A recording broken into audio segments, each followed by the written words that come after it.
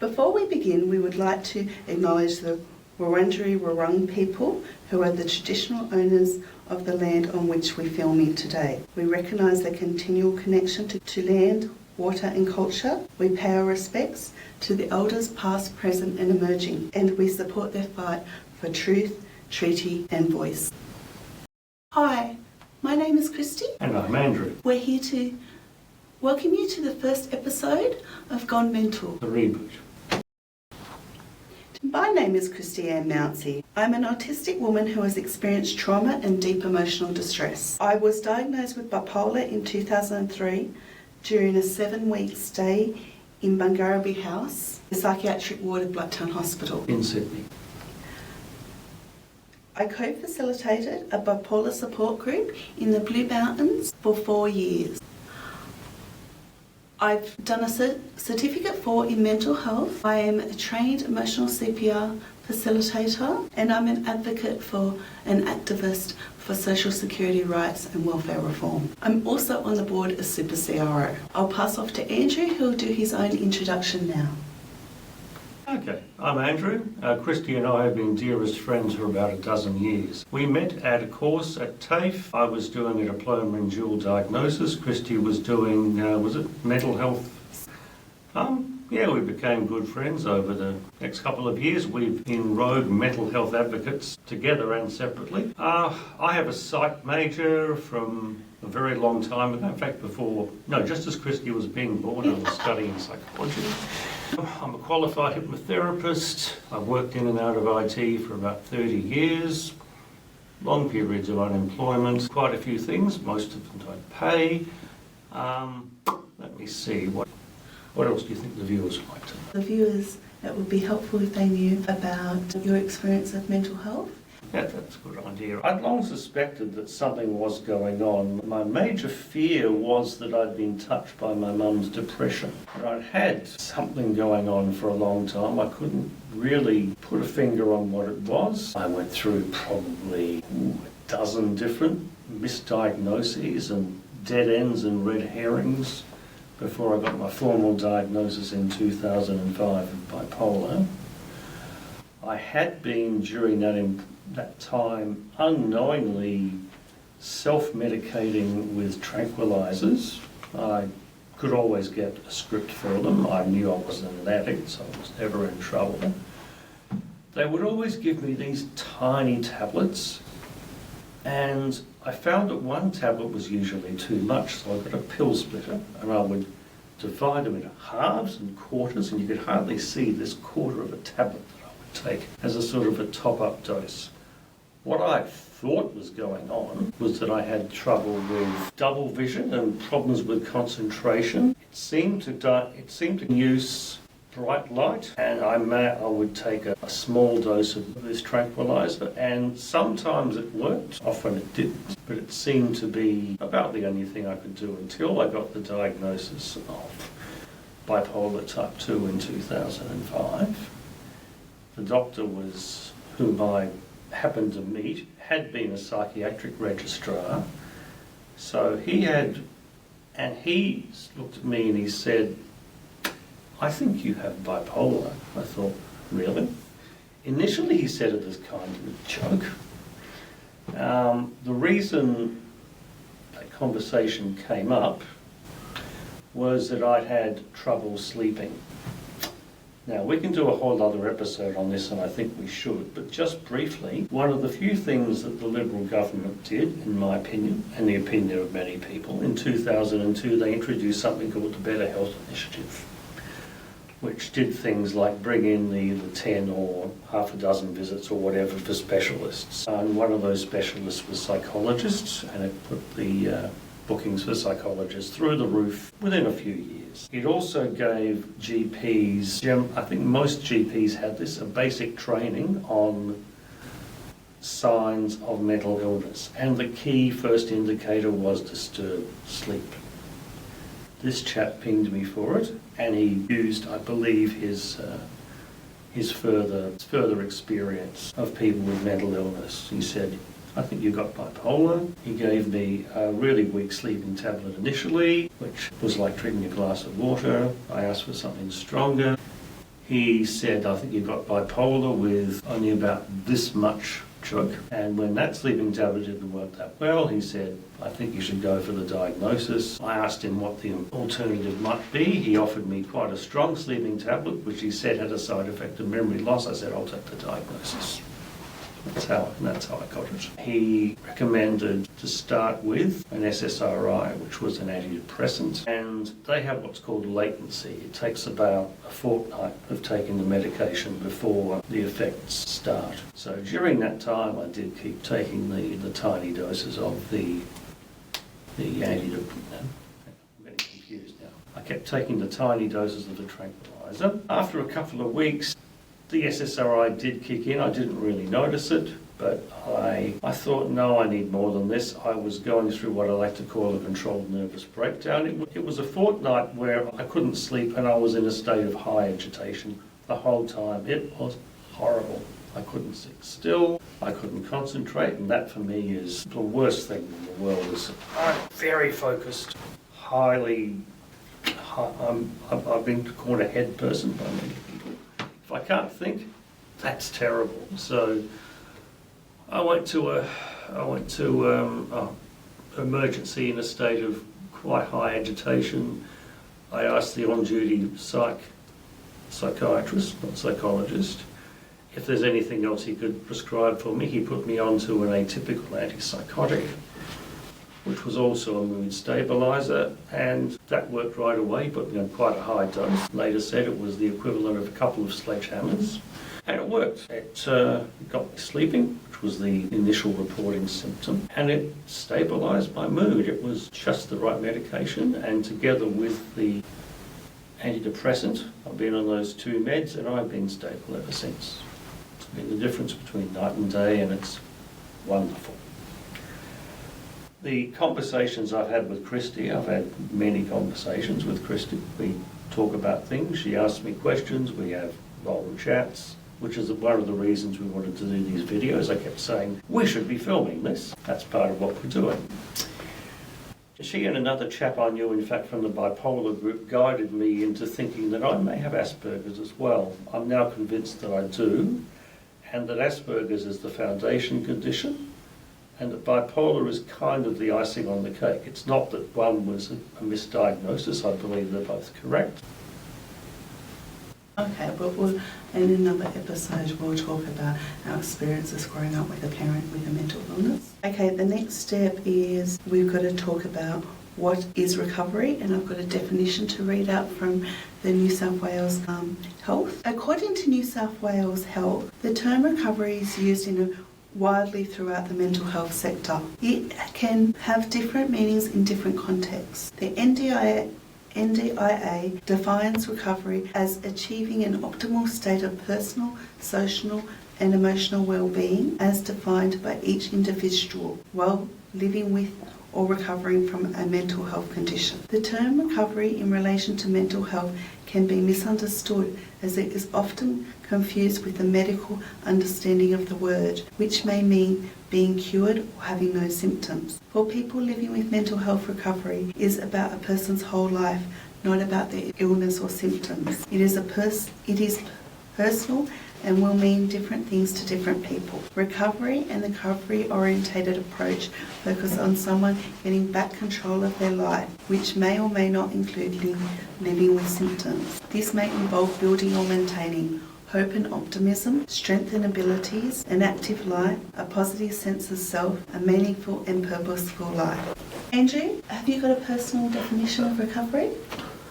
I don't know if I have a stricter definition as that, but I can think of things that it includes. It certainly includes what you've mentioned. Maybe not living your best life, but perhaps living a better life than you had before, and that can go up, down and up and down. It's not going to be a smooth trajectory. It rarely is. It can be having an idea of what you want to aim for, to live a good life, to be surrounding yourself with people who generally help you, possibly getting away from people you don't. Yeah, I'd say it's more general than the really strict recovery definition you've talked about. I believe recovery is leading a meaningful life, possibly still being affected by emotional distress or trauma from the past. And it doesn't matter if you're leading your best life. You can be leading that with or without experiencing symptoms of a mental illness. Okay, Andrew, have you got any specific examples of things that have helped you create a meaningful life and have helped you in your recovery? Well, for me, the diagnosis was pretty much everything.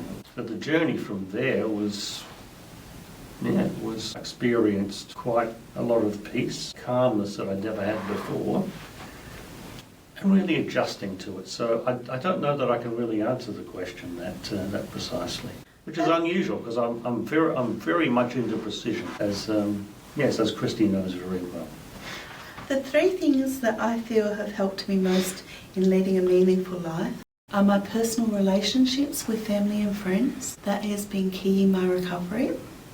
Then there's my commitment to healing. This means seeing a psychiatrist, seeing a psychologist regularly, taking medication at this stage of my journey, and involving myself in community activities. Art has been very important, as has activism. So I've actually combined two of them together there. I feel that three steps that really help are our personal relationships and building a social network around ourselves, be they family that we're born into or family of choice, which we make out of our friendships.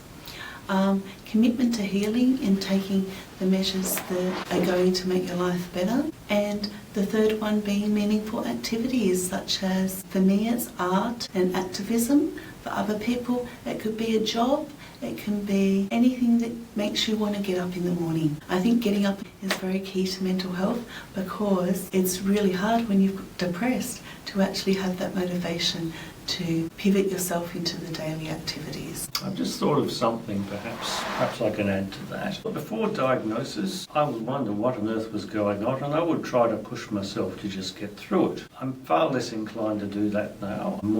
I go more with, I understand the contours of what's going to happen and the way I can arrange things. I'll say, okay, I shouldn't do this, maybe I will put this off. And I can even do this in a work setting as well, and that's been very helpful. It brings me to something that I learned from Faye Jackson, was about self-compassion and self-acceptance, and she talks in her talks about it being very hard to get to self-love, but being able to embrace self-compassion and being kind to yourself, Andrew, and saying, I can put this off now, talks to me about that. Yeah, and we'll mention Faye in the notes.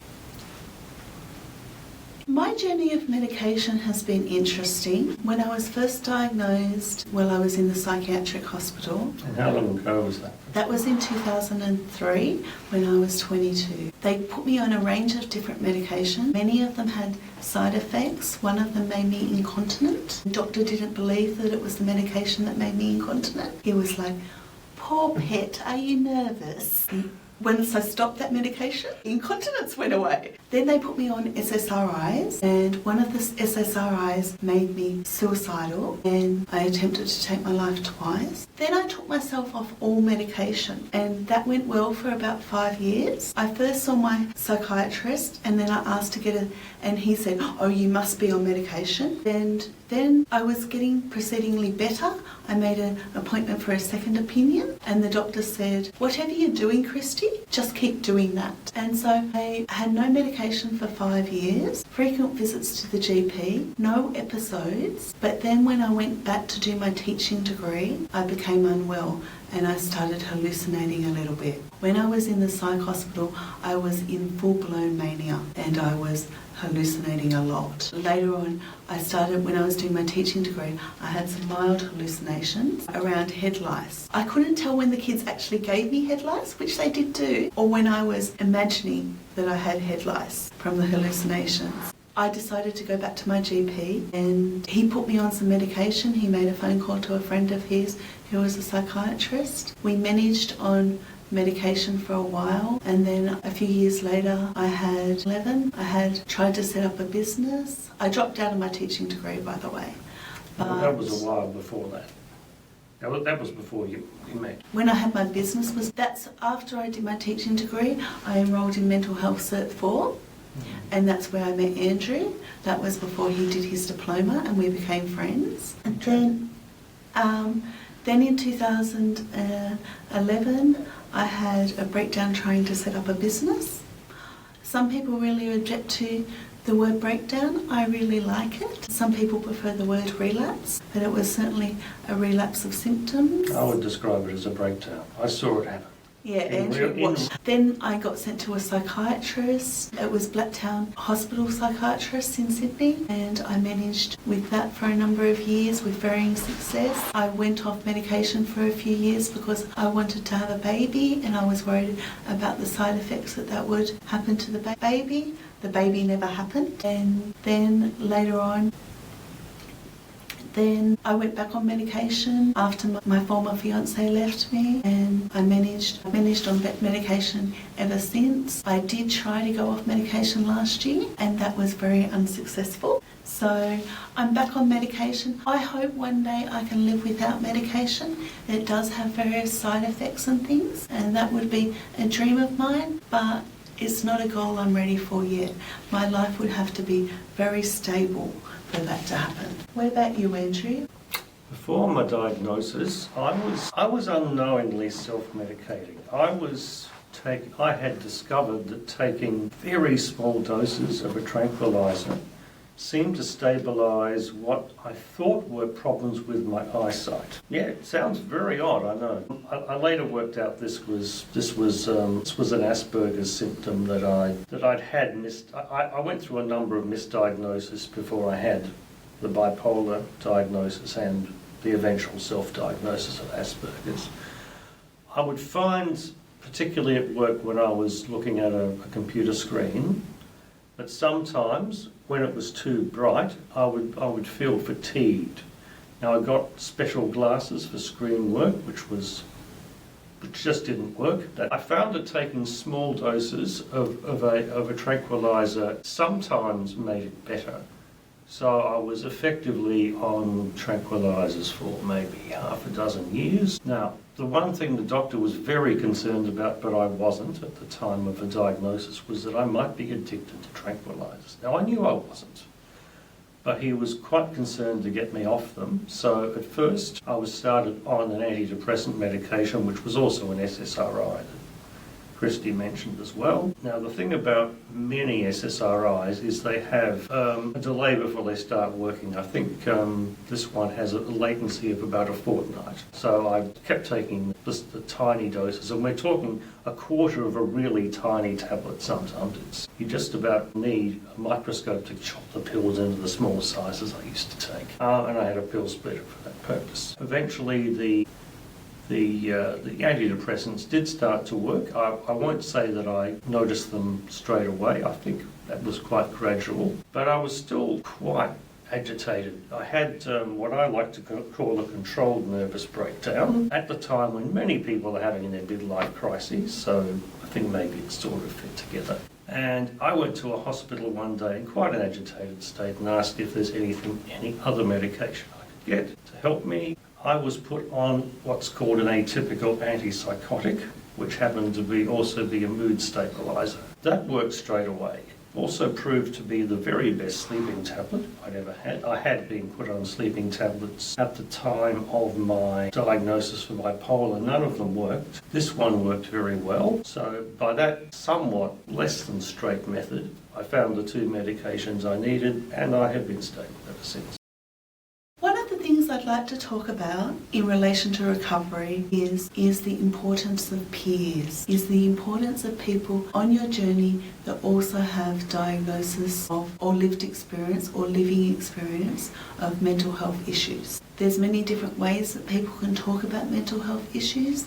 They might call it emotional distress. It can also be past trauma or related to trauma, but having people around you that really understand what you've been through is very helpful. My parents understood to a certain extent. My dad experiences depression and my mother has schizophrenia. But I think looking back on it, things often changed for me once I met Andrew, because he was the first person in my life that I could discuss in-depth mental health issues with, and we felt like we are talking among equals. Since then, I would say the majority of my friends are either autistic or have mental health issues, but I didn't plan it that way.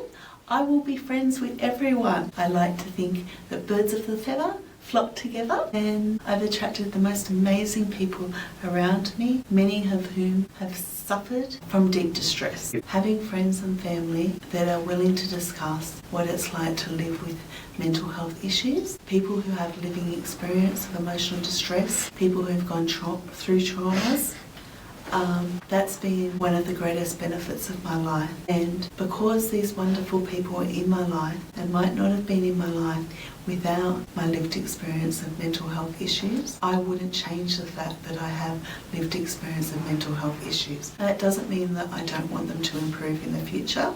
I do, but I can't overstate the role that peers have played in my life. As friends, as family, as mentors, there is nothing like friends, family, and even acquaintances who are peers. I've run a support group for people with bipolar in the Blue Mountains for 4 years. The amount of assistance I've gotten from that group is uncharted. I can't chart how big a difference that group has made in my mental health. Beforehand, I went to another support group off and on. It was very good, but it was a long way away, so I didn't go as regularly as I should have.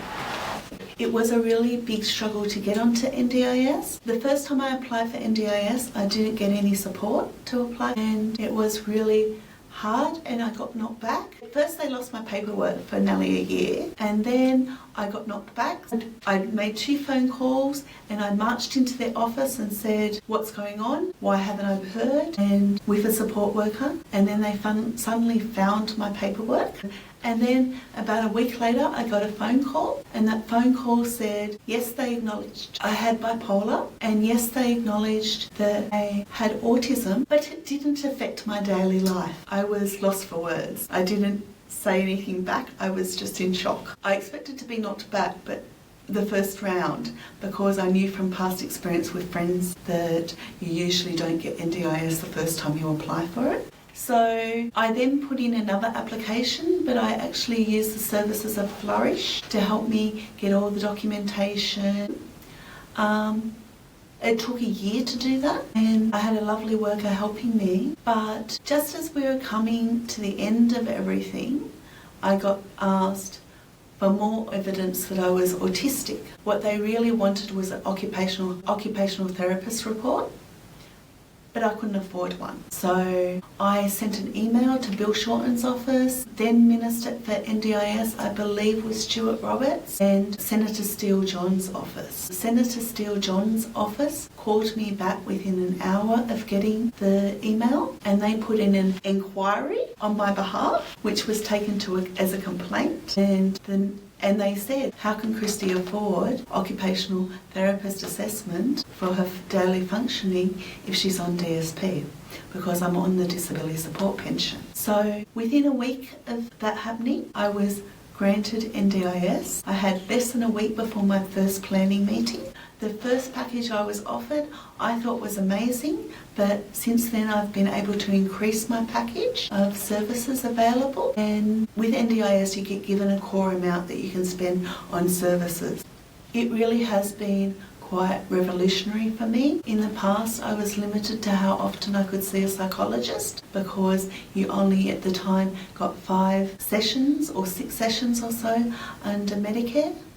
I'm now able to see a psychologist every 2 weeks. I've got a wonderful psychologist now who is also autistic, so that's been wonderful. I have support workers 2 days a week. They help me with things that I find extremely difficult. Some of this is because of my mental health issues and other parts of this is because of my autism. I find it very overwhelming to go grocery shopping. So I have a great support worker who comes with me grocery shopping. We often do errands with my support workers that I could possibly do alone, but it would be much harder, and the emotional fallout from doing them alone, just because I find them so stressful, would take me longer to recover from. Since getting NDIS, I've moved from Sydney to Melbourne, and that's been one of the greatest things that ever happened to me. Or I actually chose to do it, so it didn't happen to me. I happened to it instead.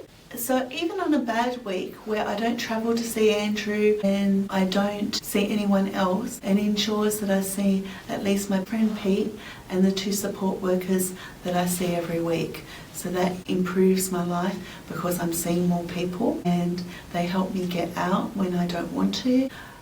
One of my support workers is great with meal prep because when I get depressed or even when I just feel overwhelmed, I'm likely to skip meals. If I have a few meals in the freezer, we know that I've got a few meals planned for that week. Trying to think, I'm seeing an occupational therapist. I never had the funds to see an occupational therapist before. The occupational therapist is about improving my ability to function in daily life.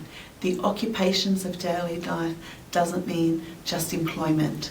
I'm not currently employed. Things that they're helping me to do will include grocery shopping, because even though I do it with a support worker now, I hope one day that I can go in, do an hour's grocery shop on my own and not need help. I'm also going to get access to a special OT in the future that's going to help me learn to drive.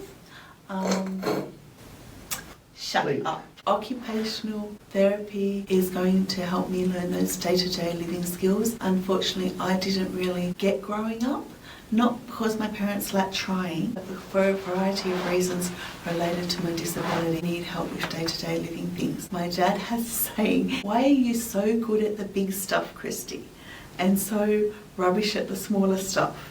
He says I can do the bigger stuff in life, like I went to university and things like that, but I struggle with some of the day-to-day tasks of life. Yes, well that about wraps it up for this first episode of the Gone Mental Reboot. We're looking forward to redoing a number of our other episodes, and of course we want to hear from you, the viewers. If you have questions, if you have stories, please let us know. We'd love to discuss them.